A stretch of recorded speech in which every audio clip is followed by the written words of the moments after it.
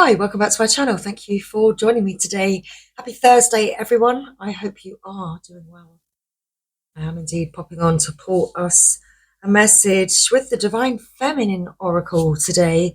We're going to find out, Divine Feminine, what is the message for you today? What's your current energy?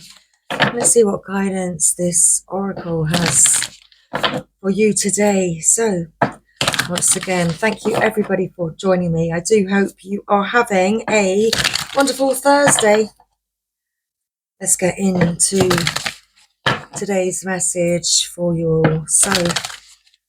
What is the energy, Divine Feminine? Let's find out.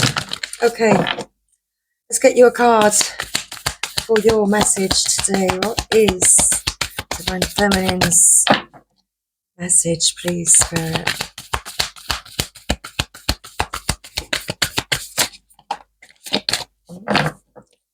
We have Pope Joan. Pope Joan, the Pontiff of possibilities. Possibilities are limitless. Because the soul is limitless. The morning star.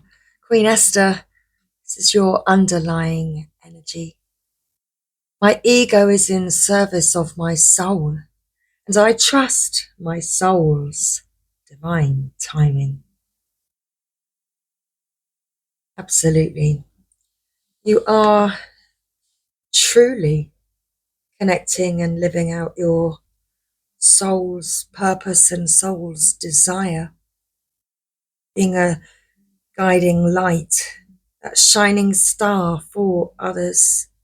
And indeed, the possibilities are limitless. It's like you see that now.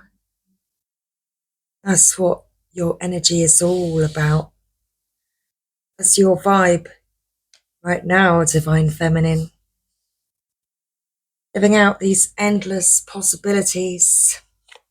Top of the deck, Our Lady of Guadalupe, the Empress of Protection.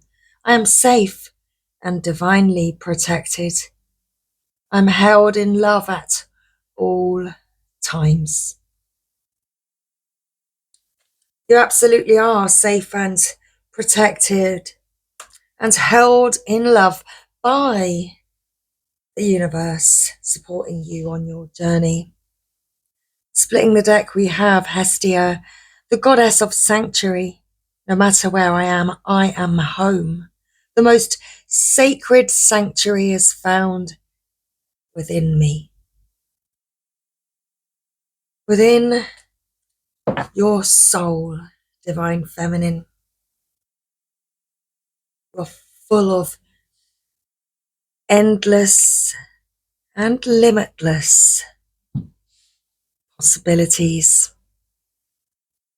This is your message. Let's begin with Queen Esther, who's peeping out. My soul knows the way, and the only way out is through. You're fully embracing what's within you at this time. Queen Esther, let's find this queen in the book today. Okay, where are you?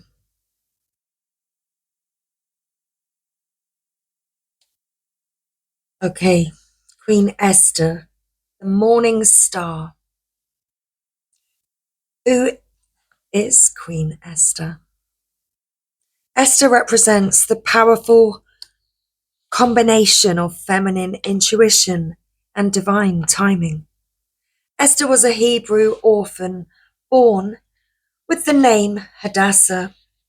Raised by her cousin Mordecai, she lived with the Jewish community in exile in Persia during the 5th century BCE. Mordecai became aware of a plot against the Jewish people created by the king's chief minister, Haman. Using her brilliance and her intuition, Esther came up with a plan to save her cousin and her people. Her beauty had caught the attention of the king.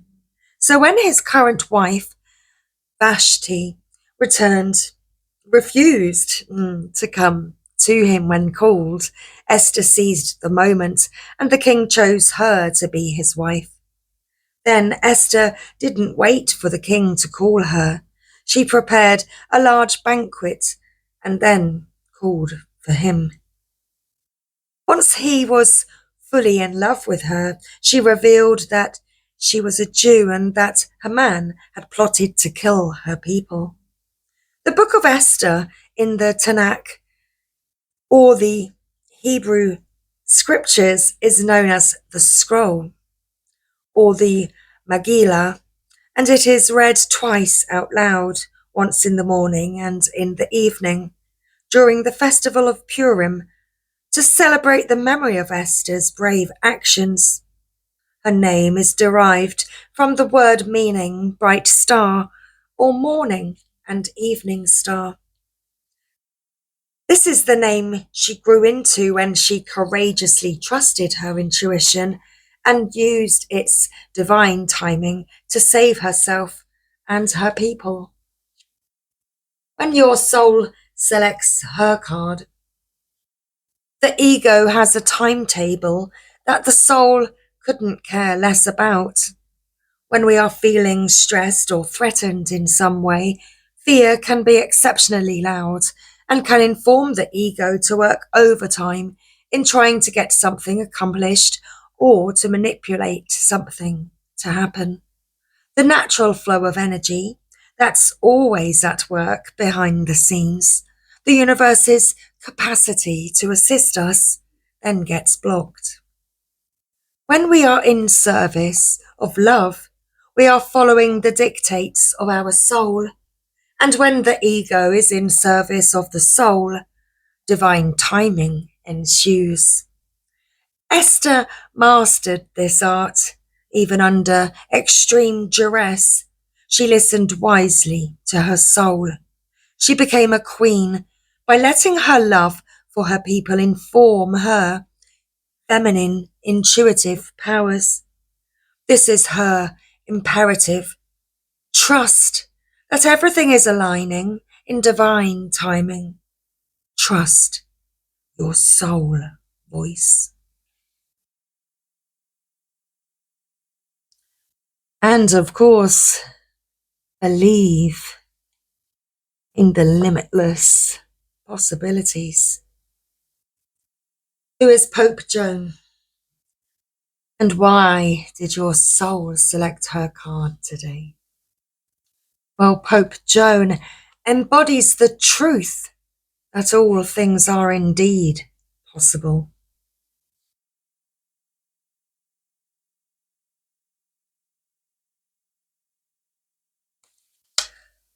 We can so easily get caught beneath the glass ceiling of what we think is possible. But the truth is that everything is possible. It's hard for us to imagine just how much the divine wants for our lives, much more than we could even ever hope. Pope Joan reminds us that even if we think that what we want isn't possible, it is. Or even better, there is something our soul wants for us that will give us more than we think to ask for. Pope Joan is a sign to trust in what you believe about yourself.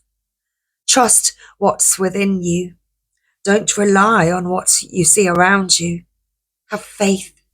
Know that the circumstances you are currently in are transformed from within. Begin to believe in a vision of your life. Cultivate the capacity to see it, to really imagine it with all your senses, and you will live into the day when it exists as the reality that now surrounds you. Pope Joan's right hand is held in the papal blessing, a Christian mudra of benediction. The two fingers that point downward represent Christ's dual nature as both fully human and fully divine. The human ego is limited and lives beneath a glass ceiling. Joan demonstrates to us, though, that for the soul, the glass ceiling doesn't even exist. Trust in what the soul knows is possible for you. This is what Joan's very smile reminds us. So, soul voice meditation, what helps me remember that all things are still possible for me? Intention. The possibilities are limitless because the soul is limitless. At 11:11 on the counter, that is indeed this evening's message, everybody. Much love. Thank you for joining me this evening. I really do hope that you found this message helpful this evening.